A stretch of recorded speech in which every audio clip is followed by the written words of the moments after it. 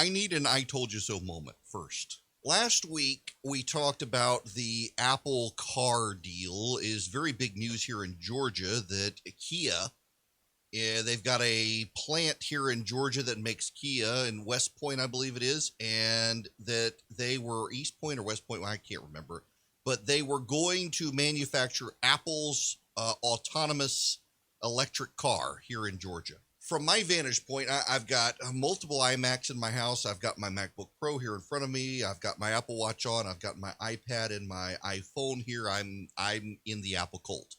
I make no bones about it. I like Apple's products. I think they work better than most PC products. They're less prone to viruses. They're more stable. I'm looking forward to upgrading my laptop to one of the M1 laptops. I'm a big Apple fan, and I pay a lot of attention to the company. I'm a shareholder in the company. I read a lot about the company, and I have long found common ground with Rush Limbaugh on the Apple rumor sites and technology sites and what's coming from Apple. I read a lot about Apple. And I said last week, when Hyundai and Kia were talking about this deal with Apple, that would kill the deal. Anyone who knows anything about Apple knows that if any supplier or partner talks openly about a project they're doing with Apple, Apple kills the deal. Well, guess what? Here's headline from Reuters. Hyundai, Kia say Apple car deal now off. See $8.5 billion wiped off market value. South Korea's Hyundai Motor Company said on Monday it is not now in talks with Apple Inc. on autonomous electric cars, just a month after it confirmed early stage talks with the tech giant, sending the automaker's shares sliding. Wiping $3 billion off its market value, Hyundai stock slid 6.2%. Shares in its affiliate, Kia Corp, which had been tipped in local media reports as the likely operational partner for Apple, tumbled 15%, a $5.5 billion hit.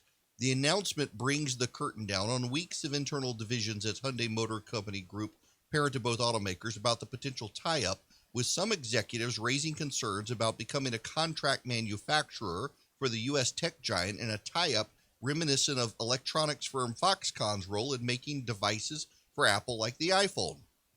We are receiving requests for cooperation in joint development of autonomous electric vehicles from various companies, but they are at early stage and nothing has been decided, the automaker said on Monday, in compliance with stock market rules requiring regular updates to investors regarding market rumors. We are not having talks with Apple on developing autonomous vehicles. Kia shares had jumped 61% since Hyundai initially confirmed a local media report early in January that Apple and Hyundai were in discussions to develop self-driving electric vehicles by 2027 and develop batteries at U.S. factories operated by Hyundai or Kia. I could have told you. Well, I did tell you this was going to happen. And again, anybody who knows anything about Apple knows that if a potential business partner leaks the conversations or the news, they're done. This has happened routinely over the years where Apple shuts down. I mean, sometimes they cut off their nose despite their face in deals, but they will stop it. Here's a key paragraph. Apple, known to keep product plans under tight wraps, has never acknowledged talks with the automaker about building vehicles and wasn't immediately available for comment outside business hours in the United States.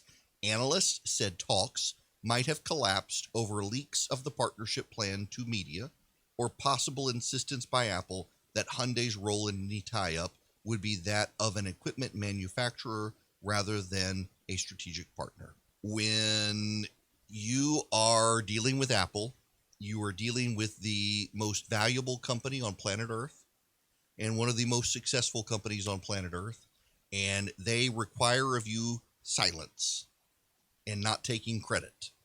And Hyundai blew it. You know, it actually worked in AT&T's favor to let Apple take over. When they developed the iPhone, Verizon didn't want to be a silent partner. They wanted to collaborate. They wanted to have veto, and Apple said absolutely not. And then Randall Stevenson, the head of AT&T, gave them a chance, and people at AT&T were none too happy about it because Apple dictated all sorts of stuff, but the development was the iPhone, and they gave an exclusivity to AT&T for a number of years, and it helped AT&T's bottom line indisputably just by keeping their mouths shut and going along with it. And Apple forced them to innovate in ways and got ahead of the competition on a number of things. Hyundai could have had a good thing, but they couldn't keep their mouth shut. It was predictable. I said it was going to happen, and it did.